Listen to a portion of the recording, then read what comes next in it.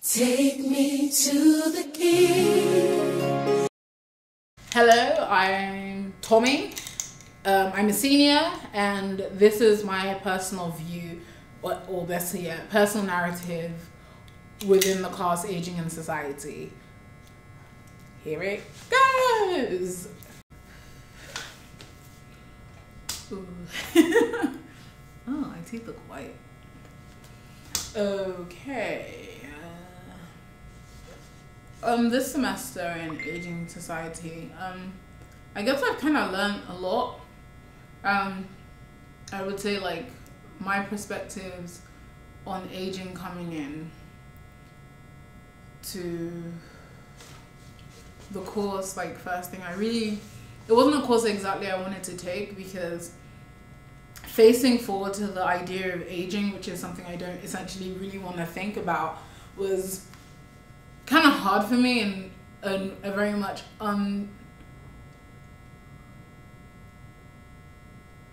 uncomfortable topic for me to really discuss, because I don't know what it is about aging that makes me feel so uncomfortable, but it does.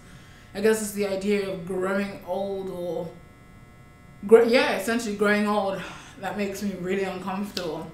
And that's just something I kind of have to get over, because aging is a reality that I'm currently facing. It's a reality I'll continue to face.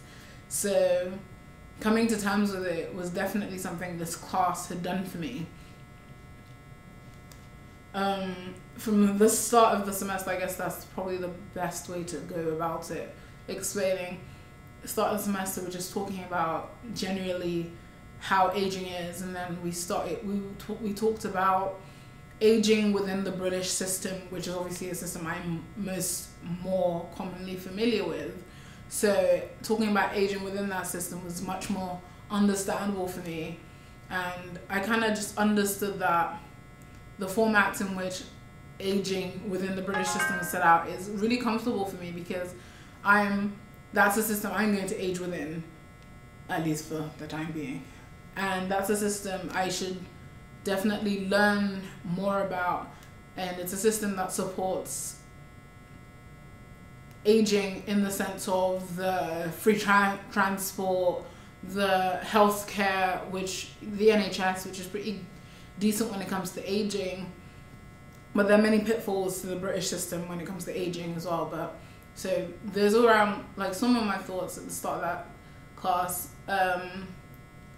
And then, like, as kind of just progressing steadily through, kind of learned some more things, and then it kind of got to the point about, like, the diseases when it comes to aging, and the diseases and the many health implications in which aging has, something in which I'm generally really scared of, because at the end of the day, it's a scary topic. Like, knowing that you're going to grow old, and there's a possibility of you having some of these really, like, crappy diseases that, like, Alzheimer's is something that's definitely scary, meaning, like, going through the aging process, you probably need to keep your brain healthy. And luckily, within my family history, we don't have a history of Alzheimer's, so at least that's something. I guess I have a more positive view of aging. Like, I was really excited when I was, like, in my teens to get to 18, and then I was at 18, and that was really great because I was legal to do any and everything in England. And then I got to 19, and I was like, oh my god, it's my last teenage years, and I was like, crap, like, oh my god, that's a lot, you know, that's like 19 years gone by, and it's like you don't really see it as it is. So that's definitely something that's of interest. And then when I got to 20, I remember my friends telling me when they turned 20, because they're born 95 and I'm born 96, and they were telling me, like, it really isn't that great, love. It's not great. Like, it's not all it's cracked up to be. And I turned 20, and I kind of realized, oh, wow, responsibilities. And that's something I had to really grasp a hold of, because, I mean, in the British education system, higher education system, we only do 3 years of university. So when you're 20, most people are 21 when they graduate.